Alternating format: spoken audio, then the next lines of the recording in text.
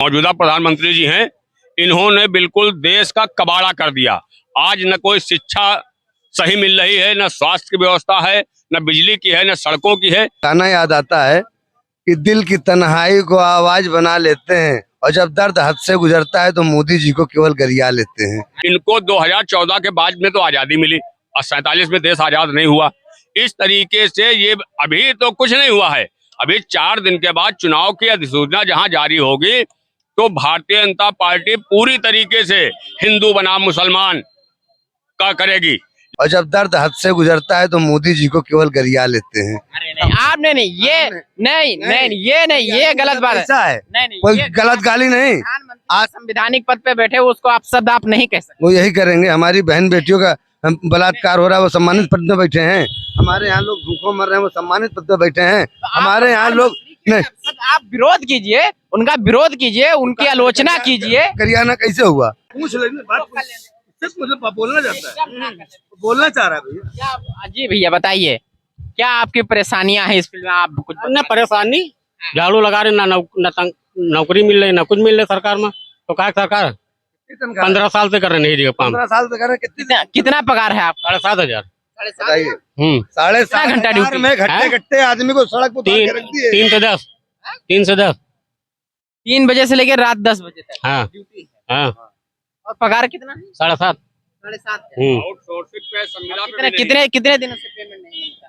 Payment तो मिल जाता है लेकिन कम है। ऊपर से पैसा पर ज्यादा आता है। ये लोग ठेकेदार लगा रखे हैं, दलाल लगा रखे हैं, दलाल खा जाते हैं। ये लोग आवाज कैसे उठावे? आवाज उठाएंगे, ये हटे नहीं, दूसरा लाइन में खड़ा, उसको नौकरी मिल जाती है। आबादी है हमारे देश में। जब पहली बार सरकार आई थी उससे पहले अखिलेश यादव ने नौकरी निकाली थी नहीं निकाली थी।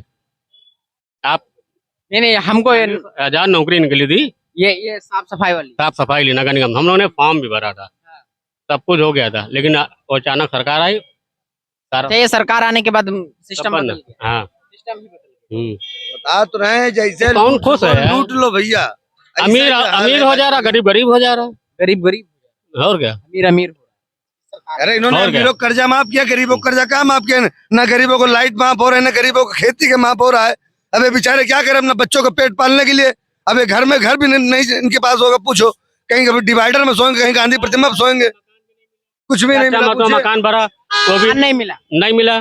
प्रधानमंत्री आवास योजना के तहत आपको कोई लाभ नहीं मिला? कुछ नहीं। जी चाचा, अभी उनकी बात आप सुन रहे हैं कंप्लीट। उसमें बात हो रही थी स्वर्गीय अटल बिहारी वाजपेयी जी की। इस देश के प्रधानमंत्री स्वर्गीय अटल बिहारी वाजपेयी जी भी रहे। उनके जमाने में कभी हिंदू मुस्लिम की बात नहीं होती थी, सिर्फ विकास की बात होती थी, समझ रहे हैं? क्योंकि लेकिन जब 2014 के बाद में इस देश को हिंदुस्तान के जो मौजूदा प्रधानमंत्री जी हैं, इन्होंने बिल्कुल देश का कबाड़ा कर दिया। आज न कोई शिक्षा सही मिल रही है, न स्वास्थ्य की व्यवस्था है, न बिजली की है, न सड़कों की है, कहीं कुछ नहीं है। ये सिर्फ ढिंढोरा पीट रहे हैं। और 2024 में इंडिया गठबंधन की पूर्ण बहुमत की हिंदुस्तान में सरकार बनेगी। ये आज आप लिख लो।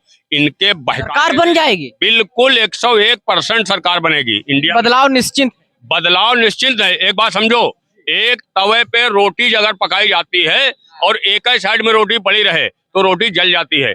इस वजह से वही हाल सत्ता का है। सत्ता को अलटना पलटना बहुत जरूरी है, क्योंकि देश की इस समय जो आवाम है वो बहुत परेशान है। इनके लिए कोई दिक्कत नहीं है, क्योंकि इनसे अगर कोई बात करोगे विकास की तो ये ले आएंगे गांधी परिवार को। 14 के बाद में जब इनके बीजेपी के जो लोग हैं, इनको 2014 के बाद में तो आजादी मिली और 47 में देश आजाद नहीं हुआ। इस तरीके से ये अभी तो कुछ नहीं हुआ है। अभी 4 दिन के बाद चुनाव की अधिसूचना जहां जारी होगी तो भारतीय जनता पार्टी पूरी तरीके से हिंदू बनाम मुसलमान का करेगी। लेकिन अब ये कुछ भी कर लें, काठ की हांडी बार बार नहीं चढ़ती है, समझे? अब देश का 140 करोड़ जो नागरिक है वो पूरी तरीके से इंडिया गठबंधन की तरफ आंखें लगाए बैठा है कि इन्हीं के आने से देश का कुछ भविष्य संवर सकता है, सुधर सकता है। ऐसी चीजें 2024 में जब लोकसभा चुनाव होगा उसके बाद सब कुछ सामने आ जाएगा। एक और महत्वपूर्ण सवाल है, मध्य प्रदेश का चुनाव सर पे है। मध्य प्रदेश के आज भारतीय जनता पार्टी ने करीब 40 लोगों की एक लिस्ट जारी की, जिसमें 3 केंद्रीय मंत्री और सांसद को भी विधायकी चुनाव में उतारने की कोशिश किया गया है। क्या देखते हैं चुनाव में कि केंद्रीय मंत्री को चुनाव लड़ाने की कोशिश की जा रही है, क्षेत्रीय चुनाव, इस क्या वजह होगी इसके पीछे? डर, कैसा डर? भाई डर ही है। कैसा डर? क्यों अभी और कितने का बीजेपी दुनिया की सबसे बड़ी पार्टी है, उसको कैसा डर? मेरी बात सुनिए, नए चेहरे भी तो लाए जा सकते थे। जो पार्टी में कर्मठ होकर काम कर रहे थे उन्हें भी तो मौका देना चाहिए था। फिर जिन लोगों ने मंत्री बन के या एमपी या सांसद बन के जेबें भरी हैं, मलाइयां खाई हैं, उन्हें ये फिर दोबारा से रिवर्स गियर देने का मतलब क्या है?